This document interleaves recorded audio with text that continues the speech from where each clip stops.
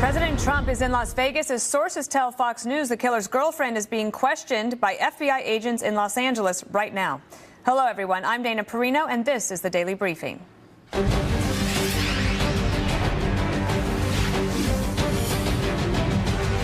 As President Trump meets with first responders and survivors at this hour, we are getting a closer look at the chaos as police responded to the scene Sunday night.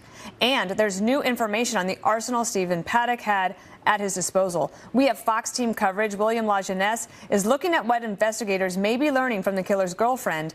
But we start with Adam Housley, live in Las Vegas. Adam, how are things there right now?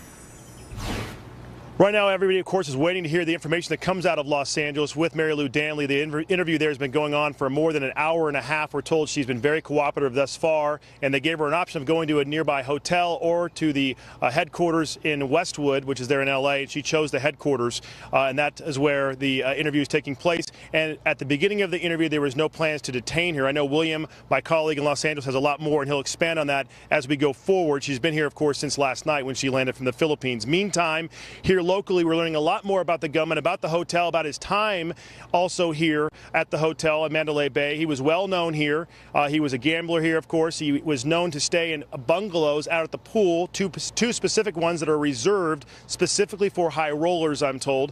They also knew her. People saw her. In fact, she had a number of check-ins on social media here, being at Mandalay Bay. And there were also a number of employees here who, of course, were at that shooting across the street. The video, of course, absolutely dramatic, that came from officers wearing body cameras. We know a number of employees from the Mandalay Bay did help and come across the street to help evacuate those that had been injured. We've also spoken with some of the tactical teams that were on site, telling us one of the reasons why it took an hour, Dana, to get into that room, was they wanted to clear the floor below, the floor above, and the floor he was on to ensure safety of everybody involved. And when they finally blew that door open, he'd been dead for some time. And obviously they were very surprised about the firepower he had in that room. They do believe a security guard, but also the fact that he'd been in there shooting for 10 straight minutes, that the room heats up, it gets very smoky, and that he may have panicked when the security guard came there and wanted to ensure that he took his own life and that nobody else would shoot him. Dana? Adam, I just have one other question about this report that he was looking at condominiums at a different venue concert the week before. Do we have any more information about that? So there's a working theory on that. I don't want to go into it. I mean, I know that talking with investigators, they do believe he changed for a reason. They do believe potentially it was because who was attending, but they don't know that. That's just a theory they're looking at. There's a lot of things they have to try to get cleared up. They're hoping that Mary Lou Danley will help them with that. They're also trying to get as much of his online profile out as they can. That includes social media. Again, we've learned that she checked in social media, doing a check-in here. That's one of the things that they've determined from the scan of their social media accounts thus far. But Dana, it's a very good question. They do also tell me they are absolutely positive that he had been planning this for at least 2 months. And while one agent said they're very frustrated that Mary Lou Danley didn't notice this happening, they're not sure that she noticed it, but they're just trying to figure out what did she see and what does she know. Dana? All right, Adam, thank you so much. So as Adam said, the gunman's girlfriend is quickly becoming a focus in the investigation of Sunday's mass shooting.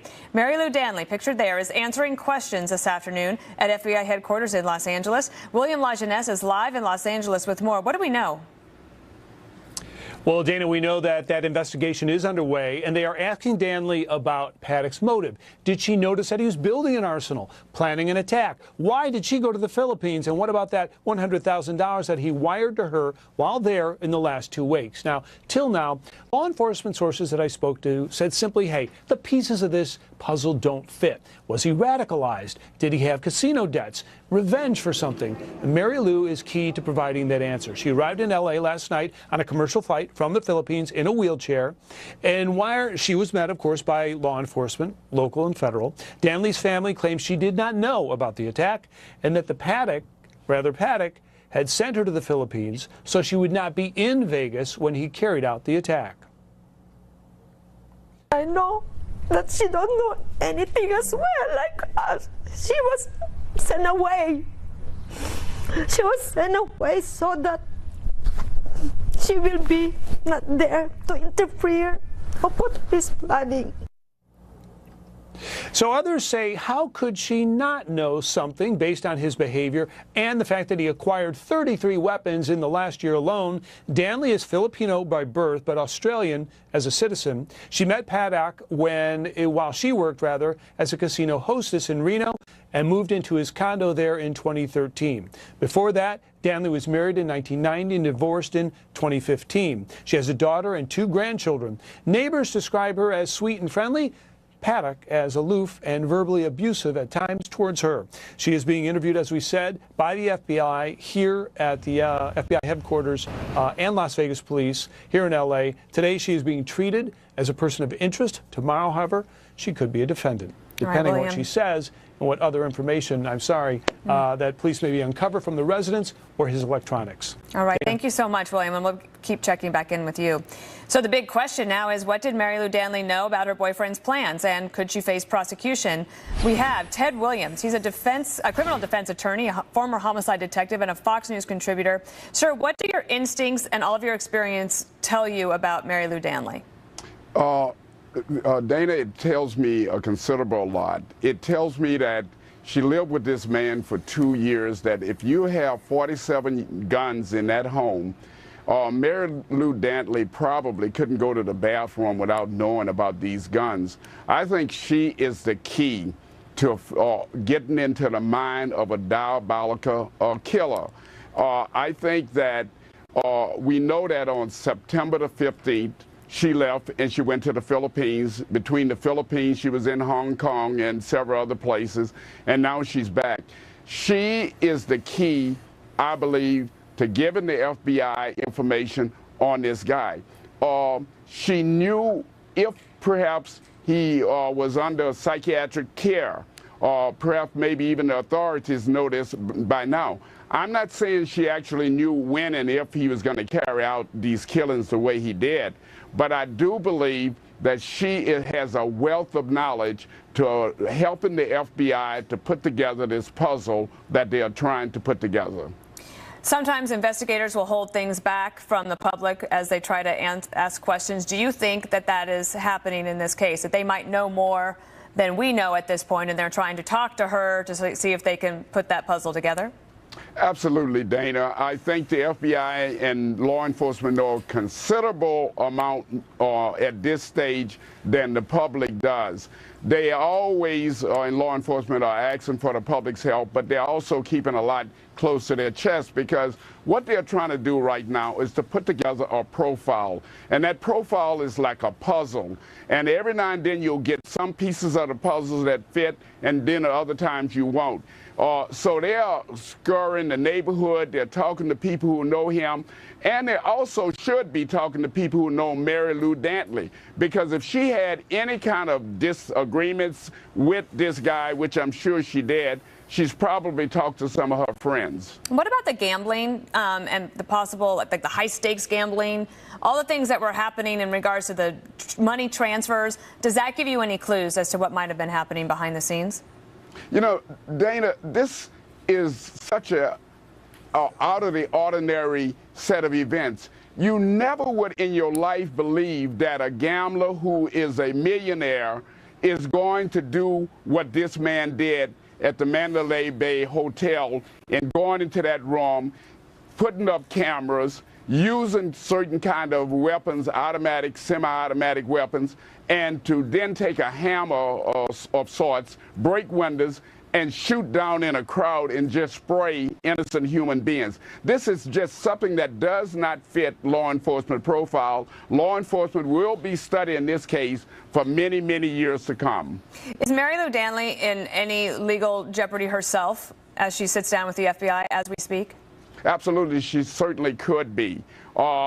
First of all, there's one statement that the law enforcement uses, and specifically the FBI. If they catch her in a lie, then they can charge her with a federal offense of lying to a federal agent. They are trying to find out how consistent her testimony is at this stage as to what she knows or what she does not know. Do you think, Ted, that with the amount of weaponry that he had in the room and all the planning that went into building the platforms, that he acted alone? You know, that's the $34,000 question. The video cameras are going to give a lot of information as to when he arrived into Las Vegas. Las Vegas, you can't go to the restroom without a camera in Las Vegas. They're going to give you when he arrived there. One of the things that concerns me about whether there was somebody else involved is this ammonia nitrate as well as fertilizer that was found in his automobile. And that, to me, goes back to the Alpha Murrah building when Timothy McVeigh killed all 166 people there. So the authorities, again, they are not doing things in our time. They're doing it under their time, and they're professionals, and they're conducting a methodical investigation, Dana. We are awaiting some video of President Trump. He's at the hospital in Las Vegas where he's going to be meeting with first responders, and we'll bring that to you as soon as we have it. Is that it here then? Well, we'll keep looking. The president is coming. So, Ted, while I have you, if you will stick with me for just a moment. When you look at this and you have the FBI and local authorities, as William Lajeunesse said, met Mary Lou Danley at the plane together yesterday. How does that cooperation work as you're trying to piece together all of this pieces of the puzzle? Is there like a command structure that makes sure the investigation is intact? Well, yeah, they're going to take her to a certain location. They're going to try to relax her as best they can, meaning the FBI and the authorities. And they have experts who know how to question a person to elicit and to get the information that they want. One of the things that was surprising is that when she arrived at LAX last night from the Philippines, she was in a wheelchair. And that is certainly something that we had not been told or knew of before concerning Mary Lou Danley. But again, Dana, Mary Lou Danley, I believe, is the key to getting into the mind of this diabolical killer.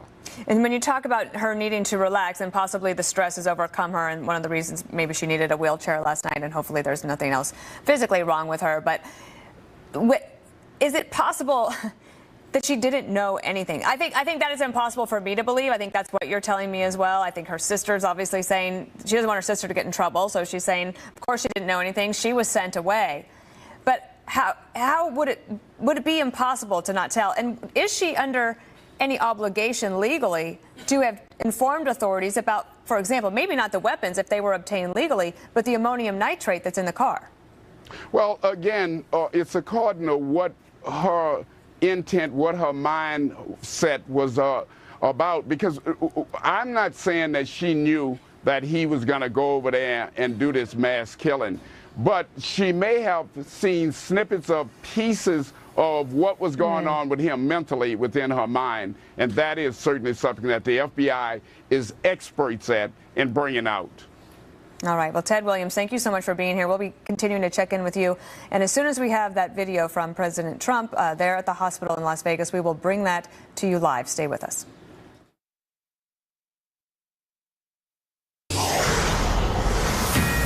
We are awaiting President Trump's meeting with a few doctors at University Medical Center in Las Vegas, where many of the victims of Sunday's shooting received treatment, and they're still being treated there, and hopefully being able to get to go home soon. The attack reigniting a debate over gun control on Capitol Hill as we learn the shooter modified some of his weapons with a so-called bump stock device that allowed him to fire hundreds of rounds per minute. Joining me now, South Carolina Congressman Trey Gowdy. He's chairman of the House Oversight Committee. Sir, if I could begin with your previous life, before you came to Congress for 16 years, you worked in law enforcement. You were covering a lot of these cases. We were talking about investigators interviewing Mary Lou Danley, the girlfriend of Stephen Paddock. What would you want to ask if you were in the room? Well, it depends on whether or not I consider her to be a suspect or a witness. And you got to be really careful, because what you don't want is her invoking her Fifth Amendment privilege and not answering your questions. Just opportunities to detect a change in language, a change in his vocabulary, the way he discussed things, anything that we could use to detect the next shooting if she's a witness. If she's a suspect, it'd be a very different lane of inquiry, but over what period of time did he amass the weapons and the ammunition? You know, one thing I'm really curious is you know, you say he sent you away to the Philippines. You know, you're the one that decided to go to the airport and go through security and board a plane. Were you suspicious at all How about the wiring of $100,000? I want to know what we could have detected this time that will enable us to better prevent it the next time. So all of us have been trying to find, searching for some sort of motive. We have no information. Like, there's nothing that, at least from my perspective and reading all of this, nobody can really has an idea of what made him do this. But from you, from a law enforcement perspective, do you have any gut instincts that would tell you maybe what happened here? Well, this is what I would say. Number one, that is a perfectly natural question, and every homicide victim's family that I worked with for 16 years, that was the dominant question. Why did this happen? I would just tell my fellow Americans of good conscience, there is no explanation, no motive, no trigger that can explain this level of depravity. So when I read articles about debt, lots of us are in debt, but we don't hurt other people. Lots of us had bad childhoods. We don't hurt other people. So we got to be careful to not look for a rationalization for what is an act of unmitigated depravity. So you on Capitol Hill are being asked now to take a look at and consider additional gun control legislation. I wonder if you could talk about that a little bit. In particular, I wanted to point out this op-ed I read in the Wall Street Journal today. I thought it was it was the Washington Post today. It was a woman who used to work at 538, which is, the Nate Silver's group over at New York Times. It looks specifically at statistics. And she says, my colleagues and I at 538 spent 3 months analyzing all 33,000 lives ended by guns each year in the United States, and I wound up frustrated in a whole new way. We looked at what interventions might have saved those people, and the case for the policies I'd lobbied for crumbled when I examined the evidence. I think, sir, that there would be some people that might be persuadable on gun control legislation if there was anything that could point to what could have been done to prevent this, that if we could do it without infringing on Second Amendment rights, maybe we would do that. Where do you see the gun control debate going on Capitol Hill after this? Well, Dana, I think it's important for your viewers to know we already have controls on what kind of guns you can have, where you can have them, when you can use them, and what individuals can even possess a single bullet. So the question to me is whether or not the current controls are adequate. And there are two fundamental questions you just put your finger on. What law, had it existed at the time, would have prevented this mass killing or another mass killing? What law, but for its lack of implementation, could have prevented this? So that's one question. The other question is, among all the panoply of current gun laws, how are we doing enforcing them? It is currently against the law for someone who's been adjudicated mentally ill to possess even a single bullet. But if you look at DOJ statistics, you will see a very few number of prosecutions under that current law. So I would ask the same thing of the current Department of Justice that I asked for 8 years under President Obama. Before you ask for new tools, convince me that the ones you have now are being fully used and are inadequate. I'll be open to a piece of legislation that will tell me this won't happen again. But you got to tell me how you're using the current gun statutes, and I was really underwhelmed at the level of prosecution over the last 8 years. Indeed. All right. Congressman Trey Gowdy, thank you so much. Appreciate it. Yes, ma'am. Thank you. All right. First responders immediately jumping into action after Sunday's deadly mass shooting. My next guest has played that music festival before with Blake Shelton. He joins me next to talk about his experience at large venues like the one in Las Vegas.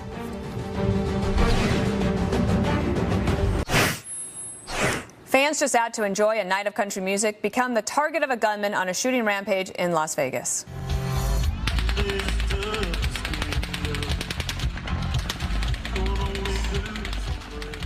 By the time the gunfire ended, more than 50 people were killed and hundreds more injured. My next guest wasn't there this weekend, but he's played the Route 9 festival before. Kevin Post is a musician who plays steel guitar for Blake Shelton, a friend of mine, and I'm glad that you could be here today. You didn't play this year. You've played that one in the past. You play a lot of different venues, and you sent me a note and you said that you actually always think about an exit plan when you're on stage. Yes. The security at these venues is always very good, and I'm always impressed with that, but I always do have an exit strategy, and several, actually. I always have several. Have you ever had a problem? No, I never have. Like I say, these venues, concert venues, festivals, we do mostly festivals with Blake and arenas, and the security is very good. And as a matter of fact, this horrible tragedy, I think, was exploiting more of a hotel security than a concert security. issue. So that's no, interesting. I have never in 22 years of touring had an issue with security. Is that one of the things that you worry about, is that after an incident like this that people might feel like they shouldn't go to the country music concert and like stay home instead? That's the goal of the terrorist, you know, and I call this a terrorist act, and people were terrorized, obviously, so I call it a terrorist act, and that's the goal, is to make people, you know, not have a free and open society like we have in America. So your friend Eric Schumann was going to join us today. He is a firefighter in Las Vegas. He was off duty, and he was just a fan attending that night, and he found himself actually having to be a first responder and acting heroically, and in fact, so heroically that he was chosen to meet with President Trump today. So that's great for him, and hopefully we'll have him here tomorrow to help tell more of his story. But I wanted to ask you about that. I mean, you guys travel all over the country. You have fans from all different walks of life. And from what I can tell, I'm a country music fan, like, everybody gets pretty close to each other. Oh, absolutely. And people will continue to go to country music concerts and events, and I think that's how Americans win, is we keep living our lives. What is the mood like in Nashville today? I think this whole concert industry is definitely looking at ways to keep our fans safe. People buy tickets, and part of, you know, the ticket, the money from the ticket is for security, and I think we'll be looking into new ways to keep people safe. But, you know, in general, you have to go through a metal detector. You know, I met you a year ago at Barclays Center, and everybody had to go through a metal detector and take their wallet out, their cell phone out, and it's just standard operating procedure, or their bottle of whiskey or whatever. Things get confiscated. I didn't have that. You didn't have that, of course not. No. All right. Well, Kevin Post, everybody can follow him on Twitter, check him out on YouTube, all sorts of places. He plays steel guitar for Blake Shelton. We thank you for being here today. Thanks, Kevin.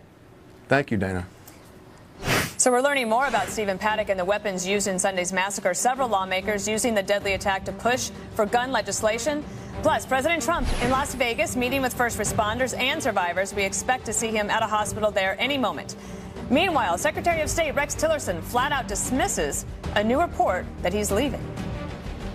I'm not from this place, but the places I come from, we don't deal with that kind of petty nonsense. And it is intended to do nothing but divide people. And I'm just not going to be part of this effort to divide this administration.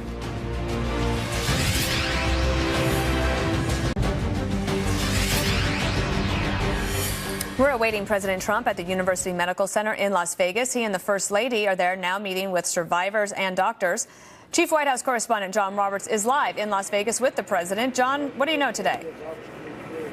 Hey, Dana, good afternoon to you from Las Vegas. Just flew in aboard Air Force One with the president. We were hoping that he was going to come back to the press cabin and chat with us. He did not on the way here. He had some special guests with him. Senator Heller was with him, Congressman McCarthy, as well as Congressman Amadai. They were all there along with the First Lady. So the president was engaged in conversation with them, didn't have a chance to come back and talk with us. But I do know that he wanted to pay special attention and tribute to the folks who were so gravely wounded in that horrific attack on Sunday night, which is why he's over there at University Medical Center, where dozens and dozens of people were taken. He's meeting with some of the victims who are still recuperating, their family members who are with them as well. And then he's also going to talk with the surgeons and the nurses and everybody else in the hospital staff who worked so diligently and so hard to keep people alive on that terrible night. You know, we heard stories that pediatric surgeons at least were operating on adults, that OBGYNs were doing trauma duty in the ER. Everybody really just kind of pitched in. It was a whole effort, not just at UMC, but all the hospitals in this area, to deal with the dozens of people who are coming in, way over 500 people. The president, as he was leaving the White House this morning, suggesting that there is new information on the shooter, more details about him that haven't been made public yet. Listen to what the president said. It's a very sad thing. We're going to pay our respects and to see the police, who have done really a fantastic job in a very short time. And yeah, they're learning a lot more, and that'll be announced at the appropriate time. The president not tipping his hand on what else they may have learned, federal authorities and local authorities, about the shooter, but saying that we will learn about it at the appropriate time. From here, the president will be talking to heroes of law enforcement and also civilians who risked their own lives to get in there and try to save people. There was the one story that we heard of the fellow with who grabbed the pickup truck, actually stole the pickup truck, filled the bed full of people and ran them off to the hospital.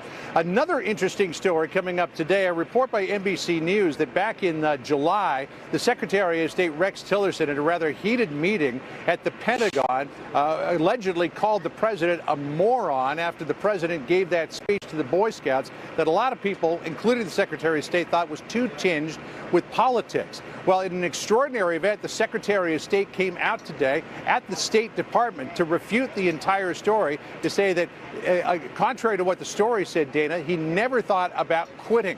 And he does fully support the president's agenda. Listen to what the Secretary of State said.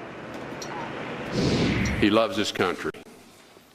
He puts Americans and America first. He's smart. He demands results wherever he goes, and he holds those around him accountable for whether they've done the job he's asked them to do. Now, when asked at that press conference if he refutes ever calling the president a moron, the Secretary of State did not answer that directly, only to say that he's not going to engage in petty stuff like that. But the spokeswoman for the State Department, Heather Nauert, you'll remember her from Fox News some time ago, just came out to say he denies ever calling the president a moron. Either way, that was enough for the president, who tweeted out just a little while ago, quote, "The NBC News story has just been totally refuted by Secretary Tillerson and Vice President Pence. It is hashtag fake news. They, NBC, should issue an apology to America." I don't think that NBC is about to do that, though, Dana. I think they're sticking by their story. Yeah, I think that they've put their hands firmly like this. I'm not going to do an apology, but fascinating to have Rex Tillerson do that. That's not unusual. That's not a normal thing that you see out of him or even from the State Department. So really interesting story. Thank you so much, John. You bet. Thank you. The shootings in Las Vegas reigniting the debate over gun control. Democrats and Republicans are at odds, not only over the subject, but the timing. I think it's particularly inappropriate to politicize an event like this. It just happened within the last day and a half. It's entirely premature to be discussing about legislative solutions, if any. I have requested of the president to call us together, Democrats and Republicans, to come up with a reasonable solution. Before he was a candidate and marched in lockstep to the NRA, Donald Trump expressed very reasonable position on gun control. Joining me now is Dan Bongino. He's a former Secret Service agent, a former NYPD officer, host of the Renegade Republican, author as well. And Avery Gardner, co-president of the Brady Campaign and Center to Prevent Gun Violence. Thank you so much for being here. Dan, let me start with you. This is understandable that people would look after a situation like this and say, what can be done to prevent it? But is there anything been presented to you about possible proposals on the table for gun control that would tell you that something that you could support that could also protect the Second Amendment right that you support? No, Dana, because although correlation doesn't mean causation, everywhere you have really strict gun control, you have elevated levels of gun violence. In other words, the gun laws we have currently are doing nothing to deter criminals from obtaining guns, Dana. They're only preventing law-abiding citizens from acquiring firearms for sports, for hunting, or whatever they want for self-defense. They just don't work. The evidence is clear on this, and I wish Democrats would have a more reasonable conversation on their side before spewing out facts and data that actually support the Republican cause on this, not theirs. Yeah, it's interesting, Avery, because today, earlier in the show, I talked about an op-ed in the Washington Post today by a woman who used to work for 538, and she said that she did support more gun control measures, and then when she looked at all of the facts and evidence, she could just not see any evidence that would support her positions. Do you have anything different at the Brady campaign that could convince Capitol Hill that this is something you should move on quickly? Absolutely. So there's a lot of data pointing to the efficacy of robust background checks in America. That's the law that went into effect after Jim Brady was shot in an assassination attempt on Ronald Reagan. And what that data shows is that over 3 million attempts to buy guns by people who are prohibited from buying them have been blocked by the Brady background check system already. Now, the problem comes, and I agree, criminals have far too easy access to guns. The problem comes in that 1 in 5 guns in this country is sold without any background check at all because of the gaps we have in federal law. Those are the gaps we need to close. That's how we're going to help keep guns out of the hands of dangerous people. Dan, is that something you think that you could support as well? I know, polling is kind of all over the map on this, but consistently, most Americans say that, yes, we are for background checks, but if you then look in the laws, like we actually have background checks, and sometimes people like Stephen Paddock pass a background check and they still commit criminal activity. Right. It's absolutely clear that a background check would have done nothing to prevent this incident and wouldn't have done nothing to prevent most of the mass shooting incidents we have. Now, what they're talking about here is what some will refer to as a gun show loophole, which is nonsense. It's a nonsensical term, but they're talking about private sales. And my problem with this is, what about, the farmer out west who wants to give a gun or his gun to a child or a family member? He then has to go to a licensed firearm dealer to get a background check to give his gun away. I mean, when do our self-protection rights and our rights are not infringed on? It just doesn't seem to me like it's a sensible, workable solution. Avery, I know that the Brady Center does a lot of great work on behalf of your members, and of course, James Brady was White House press secretary, so I know that story very well. Is there anything new, any new specific pieces of legislation that your center will advocate for in the coming weeks that would be different from anything we've seen so far? Well, look, this is one of the issues that has the most bipartisan support of any in America. More than 90% of people support a robust background check system, and that includes making sure that there aren't gaps in federal law, also to make sure that those requirements are followed by people in the field who are supposed to be doing the background checks. I don't know of any other legislative proposal that enjoys 90% of support from the American people. That's actually higher than the number of Americans who like puppies, for crying out loud. I mean, that is a complete outrage as well. I mean, that should be 100%. You're right, Avery. This is an important topic. We are going to continue to cover it on the Daily Briefing because there might be some places for common ground, but right now people feel like they're really at the extreme. So Dan and Avery, thank you so much for being here. Thank you, Dana. All right, as we remember those whose lives were cut tragically short, we are also hearing harrowing stories of survival. Heard some gunshots, which we thought were fireworks at first. When everybody got down, I kind of hunkered over the group that we were with. They kind of said, protect them. They got hit in the back. Heart-wrenching stories of loss and survival emerging from the deadly Las Vegas massacre. 59 people died in the horrific shooting. Hundreds of others are still fighting for their lives. Claudia Cowan has several survivor stories and joins us now from Las Vegas. It's important for us to bear witness through these stories, Claudia, so thank you for bringing them to us today.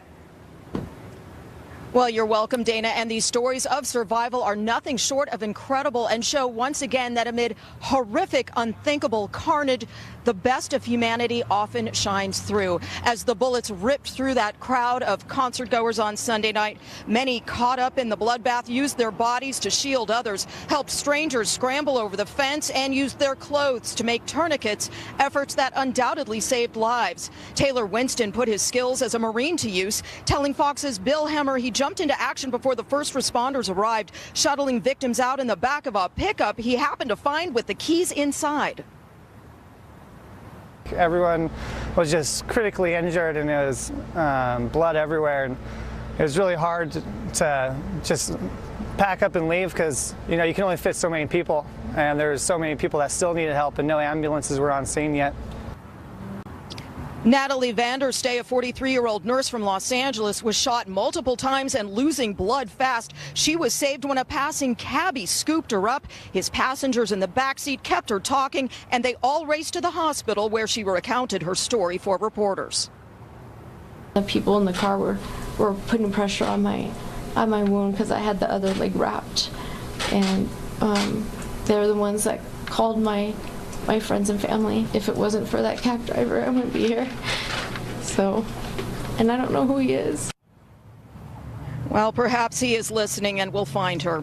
Those who did not survive are now being remembered at somber gatherings in cities across the country. In Marin, California, 50-year-old Stacy Etcheber was a mother of 2 and the wife of a San Francisco police officer. Las Vegas police officer and father of 2 Charleston Hartfield was off duty Sunday night, just out enjoying some country music. He will be honored at a vigil tomorrow night. He was just 34 years old. And makeshift memorials like this one here on the Las Vegas Strip continue to grow. Dana. Claudia, thank you so much. We appreciate these stories. Are gun control advocates pushing to politicize the tragedy in Las Vegas? I think so. I'll talk with a conservative commentator who also agrees after his brush with death, he learned to revalue the priorities of life. Don't miss it.